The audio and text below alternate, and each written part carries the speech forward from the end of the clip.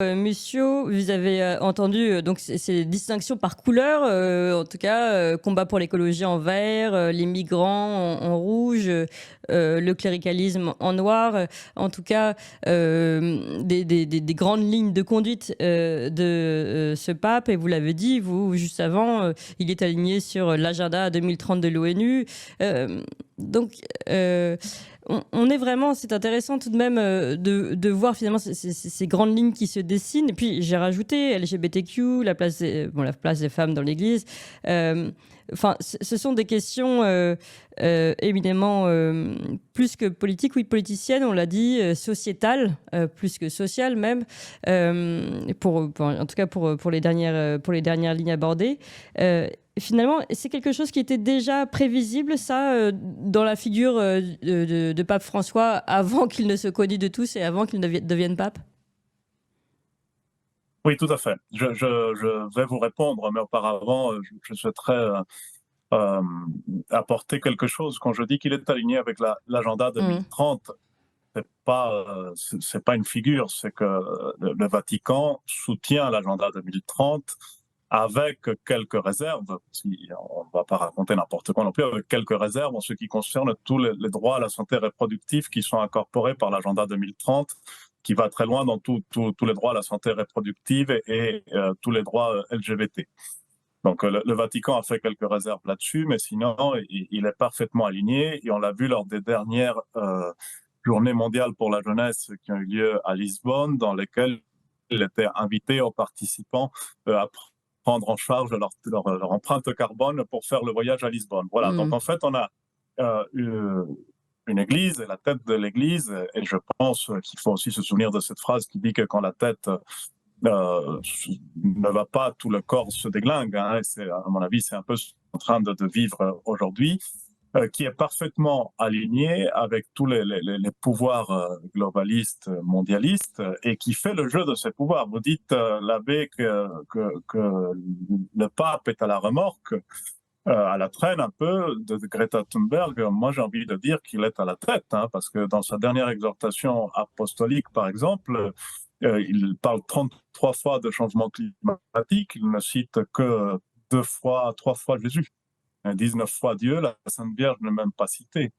Donc, on a un document du magistère qui est un document d'une qualité scientifique épouvantable, parce que ce n'est que par des autoréférences et des autocitations sur ses propres textes. Hein. Je ne sais pas si un étudiant présente un mémoire en train de se citer lui-même ou en train de faire des citations autoréférentielles, je ne sais pas si ça serait validé. Donc, un document d'une piètre qualité et qui nous est proposé à un moment, vous voyez, où bon, je ne sais pas, je n'ai pas une idée tranchée sur le fait si le pape doit faire de la politique ou pas. De fait, il y a des papes dans l'histoire qui ont fait de la politique, mais là où j'ai une idée très précise, c'est que dans l'état actuel du monde, avec la confusion qui règne dans le monde entier sur des questions très, très, très basiques, hein, est-ce Mm. que je suis un homme ou je suis une femme? On en Mm. est arrivé, l'Occident, on est arrivé à se poser ce genre de questions, Tout à fait. c'est-à-dire Ce sera le sujet d'ailleurs dans de lesquelles notre on est émission en qui va train de... suivre sur la dysphorie de genre, qui est devenue, Oui. et on va le dire ici,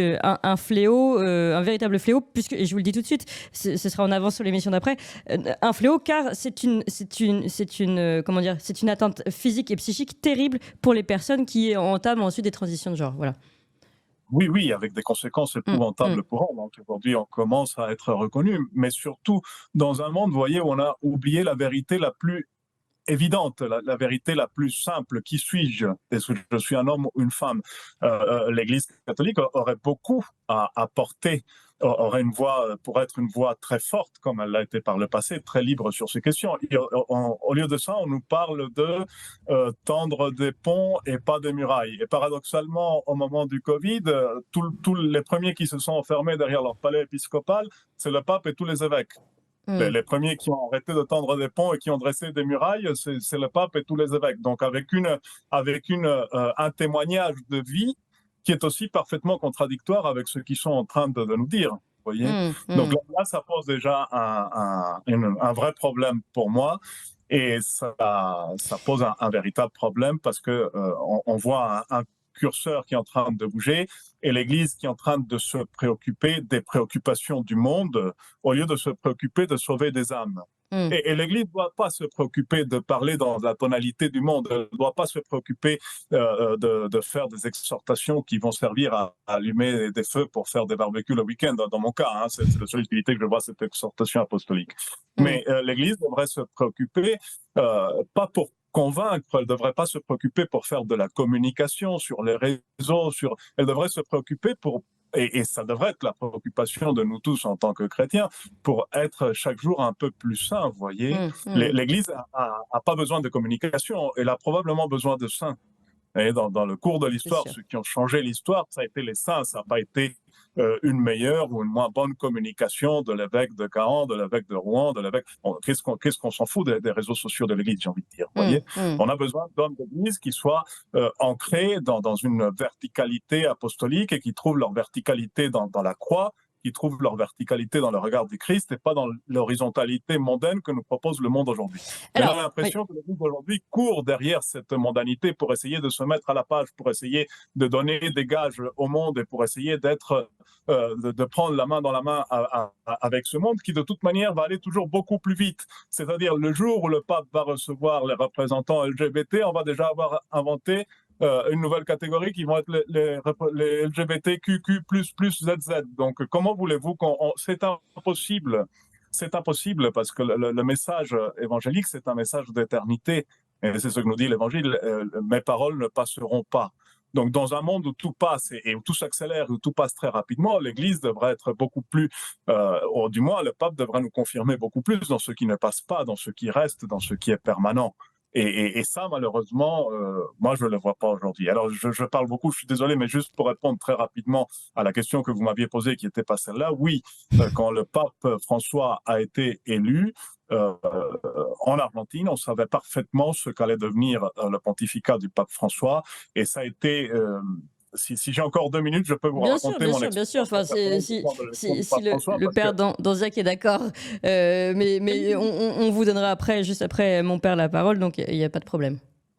C'est pas tant parce que c'est mon expérience personnelle, mais c'est parce qu'en parlant après avec des très nombreux amis argentins, je suis arrivé m'apercevoir qu'on avait tous vécu des endroits tout à fait différents du monde, exactement la même situation quand le pape François a été élu.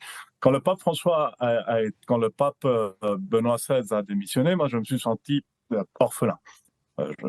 Et quand le pape François, le soir de son élection, quand on a appris qu'il y avait une fiumata bianca, on était à la maison, on avait allumé la rail sur Internet pour suivre tout ça, et on était empli d'un profond sentiment de joie très très profond, de savoir qu'on allait avoir un nouveau successeur de Pierre. Hein. Et c'était vraiment très profond. Et je me souviendrai toute ma vie quand le cardinal Turan apparaît au balcon et dit « Habemus papam cardinalem Jorge Marium ». J'ai arrêté d'écouter parce que je savais que Jorge Mario, il n'y en avait qu'un seul et ça ne pouvait être que Bergoglio. Donc il dit Habemus papam Jorge Marium cardinalem Bergoglium.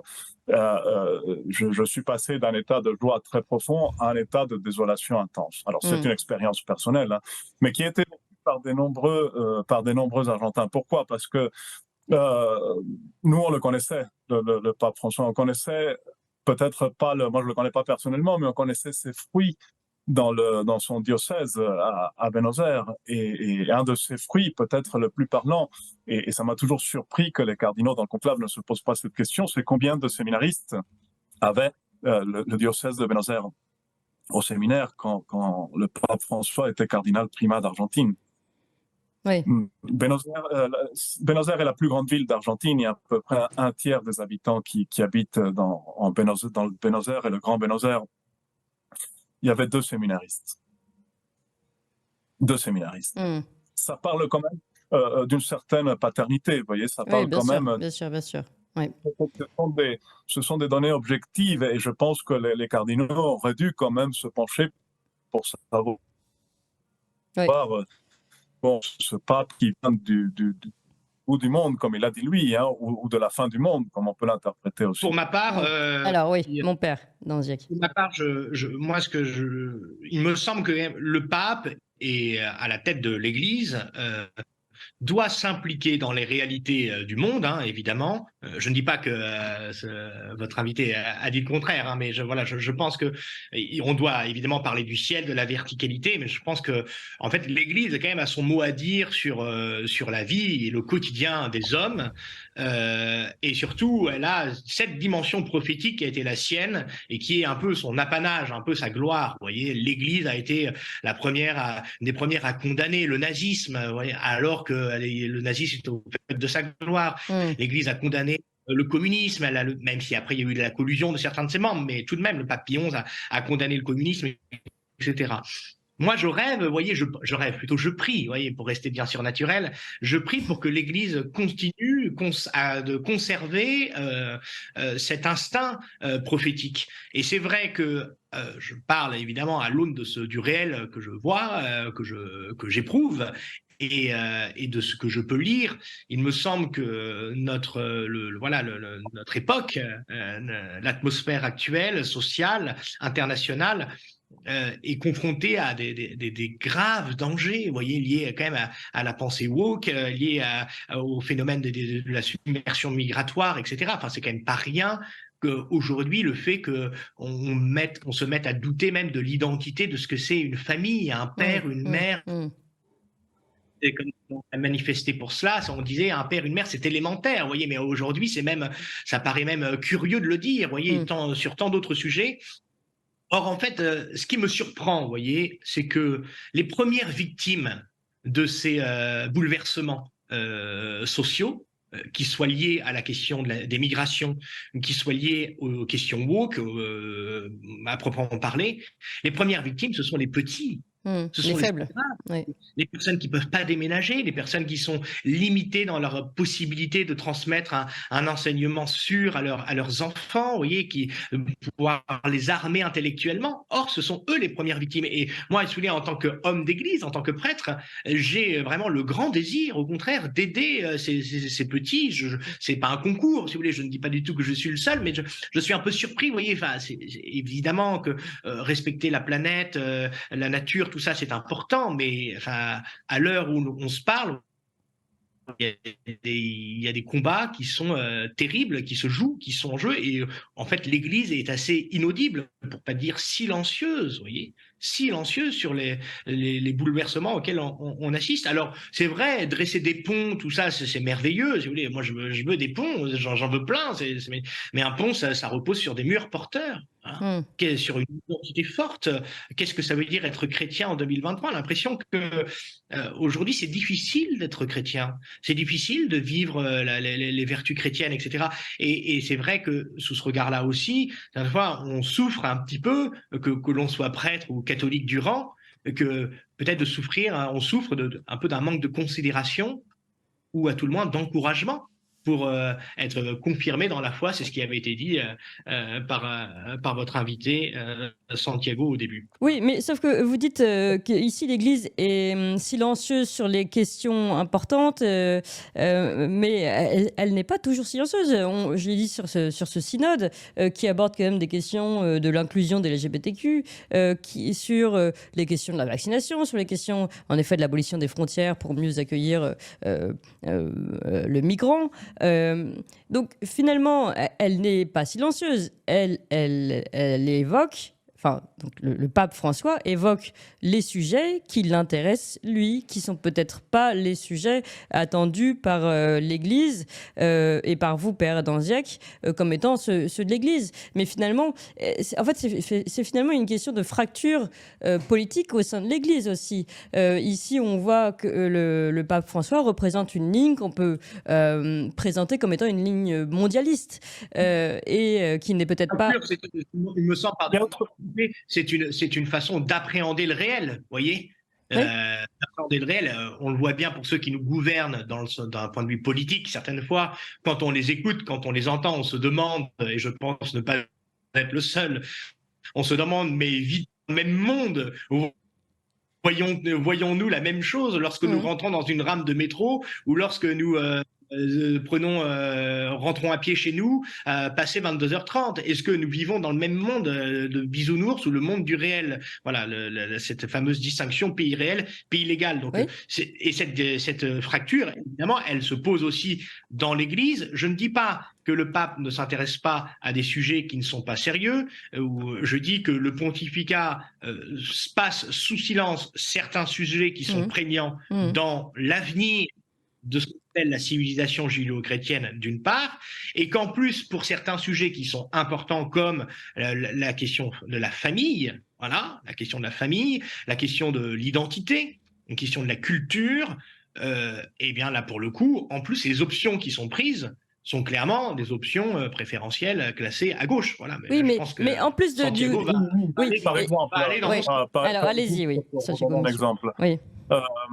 Il y a autre chose aussi, c'est que dans toute la manière de traiter ces sujets, on a l'impression que l'Église vient de redécouvrir la charité, le souci de l'autre, etc. C'est faux. L'Église s'est toujours préoccupée de la création. L'Église a toujours donné une place préférentielle à la femme. D'ailleurs, la Vierge Marie, et la reine a été reine de la création. Donc, on a aussi une vision, c'est aussi une question de vision, vous l'avez bien dit, et c'est une vision très moderne sur tous ces sujets, et un peu une vision un peu culpabilisatrice aussi, en train de dire, jusque-là, on a été mauvais, maintenant, on va changer pour être bon. Mais à mon avis, c'est une vision complètement fausse. Et pour vous donner un exemple de comment l'agenda mondialiste œuvre au sein du Vatican, il y avait un juge de la Cour suprême argentine qui s'appelait Zaffaroni, qui a été un des pires juges qu'a connu l'Argentine. Ça a été un des pires juges qu'a connu l'Argentine parce qu'il a inventé toute une théorie du droit pénal qui s'appelait la théorie du garantisme, dans laquelle il a fait sortir de prison des centaines de condamnés et il a limité l'œuvre de la justice en Argentine. C'était un juge de la Cour suprême qui a milité de manière ouverte pour l'avortement en Argentine. Ça a été un juge de la Cour suprême qui, par exemple, a une affaire qui a fait beaucoup de bruit sur place parce qu'il a considéré que la violation d'un enfant de 6 ans, je crois, je ne me souviens plus exactement l'âge, mais enfin d'un enfant, la peine qui devait correspondre au violeur devait être réduite parce qu'il avait éteint la lumière pendant l'acte sexuel. Voilà, c'était un juge, c'était une ordure. Ouais. Donc voilà, la question est de savoir pourquoi le pape François a désigné ce juge Zaffaroni dans cet organisme du Vatican, et la réponse est très claire, très évidente. C'est parce qu'en ce moment, il y a des élections présidentielles en Argentine, et un des candidats n'est pas du tout un ami du pape François. Il le considère comme étant d'extrême droite, ami de Trump, de Bolsonaro, de tout ce qu'il y a de pire de la droite mondiale, alors que tous ses amis qui sont aussi en passe d'essayer de gagner l'élection sont ceux qui ont conduit l'Argentine à la pire crise économique quasiment de son histoire, mais bon, il les soutient. Et comme il y a la possibilité certaine qu'ils perdent l'élection, il a désigné ce juge dans cet organisme du Vatican pour pouvoir continuer à travers lui influencer sur la politique interne de l'Argentine, qu'il n'a jamais quitté. Il n'a jamais quitté la politique interne de l'Argentine. Attendez, vous dites qu'il n'a jamais quitté la politique interne, mais comment c'est possible ça? Non, il a toujours continué depuis le Vatican à faire de la politique par personne interposée en Argentine. Et en train de recevoir très souvent au Vatican Madame Kirchner, qui était une des pires calamités, une des pires présidentes qu'ait eu notre pays, en train de discuter à droite, à gauche, en train d'utiliser les prêtres argentins. Les prêtres, il y a toute une catégorie de prêtres argentins qui s'appellent los curavilleros, qui sont en fait des prêtres qui sont à l'intérieur des bidonvilles et qui ont beaucoup de voix au sein de ces bidonvilles, qui sont très, très nombreux. Donc aussi, ça permet de placer des concepts politiques, de dire, voilà, pour cette élection, il vaut mieux voter pour celui-ci que pour celui-ci, etc. Donc il s'est jamais vraiment... il n'a jamais vraiment laissé la politique argentine, le pape François, dans l'ombre, bien évidemment, pas en première personne. Et je pense que c'est une des raisons pour lesquelles, d'ailleurs, il n'est jamais retourné en Argentine depuis son élection. C'est qu'en Argentine, si bien au début, quand le pape a été élu et qu'il était argentin, pour la plupart des Argentins, c'était comme avoir gagné un mondial de foot. On a Maradona et on a le pape François, voilà, ils étaient très contents. Rapidement, sa figure, elle a beaucoup exaspéré parce que rapidement, les gens se sont rendus compte qu'il continuait à œuvrer pour soutenir toute la pire caste politique qu'on ait en Argentine. Donc pour vous résumer finalement sur vos derniers propos et puis ceux que vous aviez évoqués avant, on a ici, selon vous, une figure du pape qui a un agenda politique, clairement, vous le dites, mondialiste, et donc, puisque à en croire vos propos, relativement proche du président Lula, donc progressiste, enfin présenté comme progressiste et socialiste. Donc en tout cas, ça c'est ce que vous affirmez. Hein. Oui, tout à fait.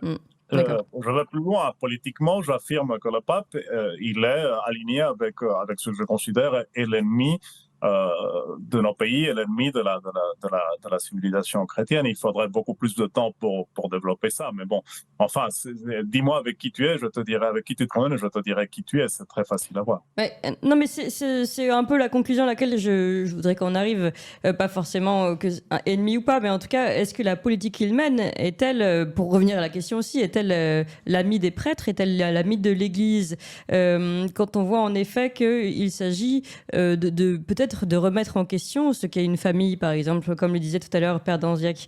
Je vais vous poser la même question, Père Danziac, et finalement vous retournez cette question que vous posiez dans cet article de Valeurs Actuelles. Le pape François, d'après ce qu'on apprend ici, dans ses amitiés politiques, on va dire, qui n'ont pas l'air de valoriser les fondements qu'est la famille, peut-être en effet une certaine verticalité de l'Église, etc. On se demande si vraiment il sert les intérêts de l'Église, ce pape.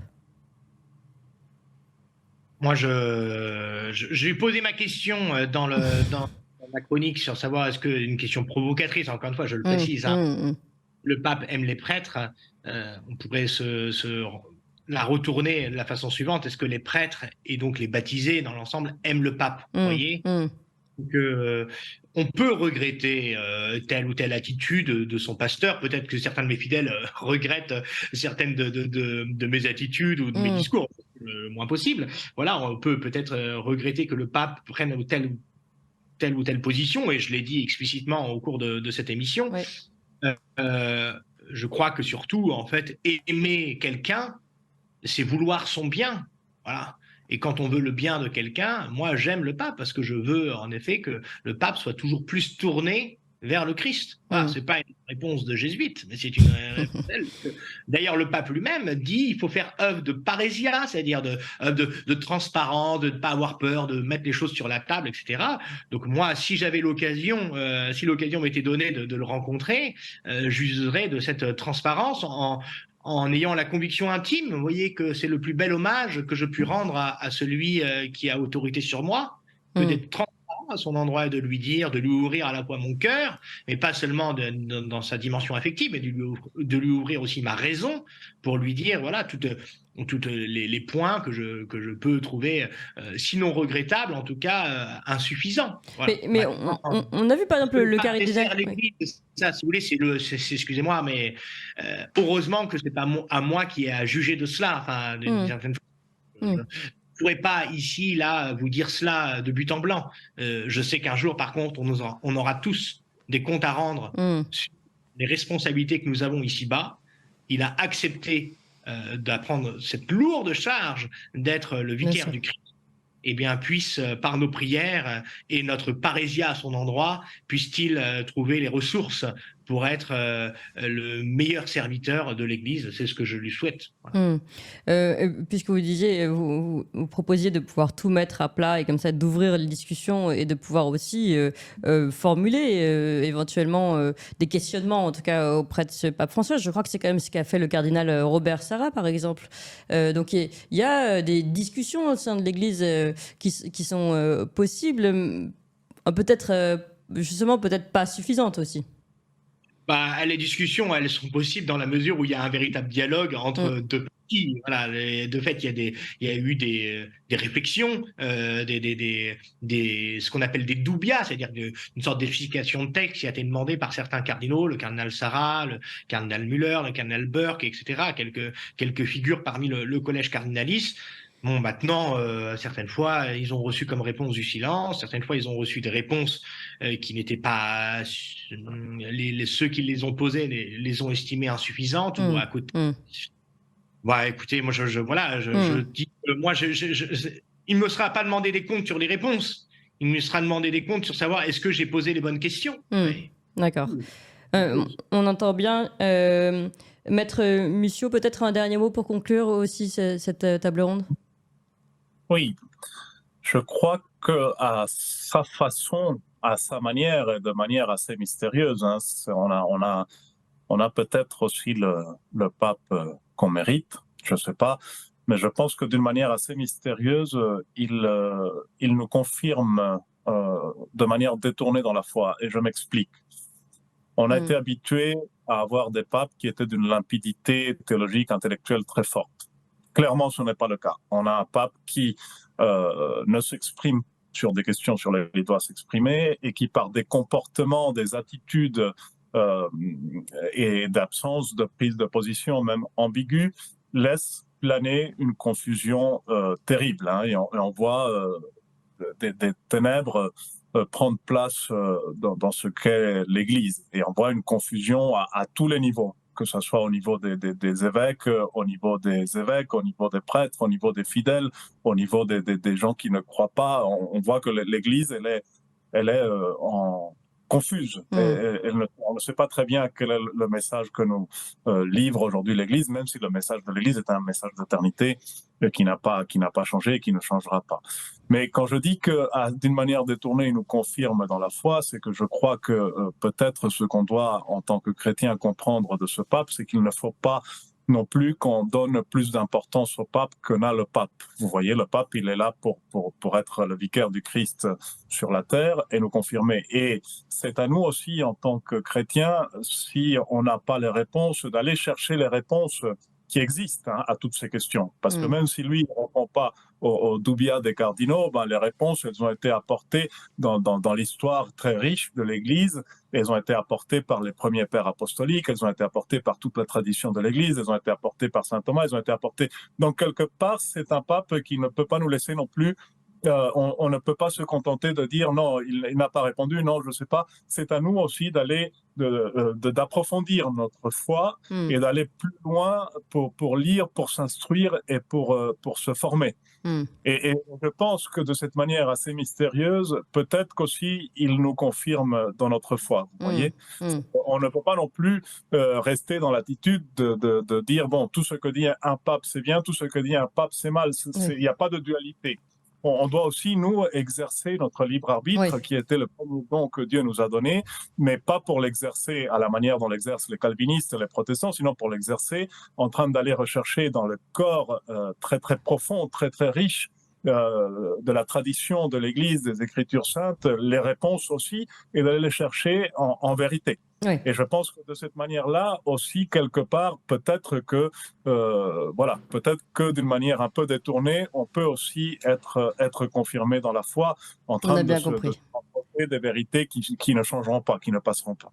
Eh bien, en tout cas, merci beaucoup à vous deux. Merci Père Danziac, je rappelle, un prêtre, chroniqueur à Valeurs Actuelles et membre du Club des Hommes en Noir, éditorialiste également à l'Homme Nouveau. Et merci à vous, Santiago Mussio. Vous êtes avocat franco-argentin et donc connaissez bien en effet le pape François avant qu'il ne soit pape. Et c'est pour ça aussi que c'était très intéressant de vous recevoir tous les deux pour cette émission spéciale autour de la figure du pape François.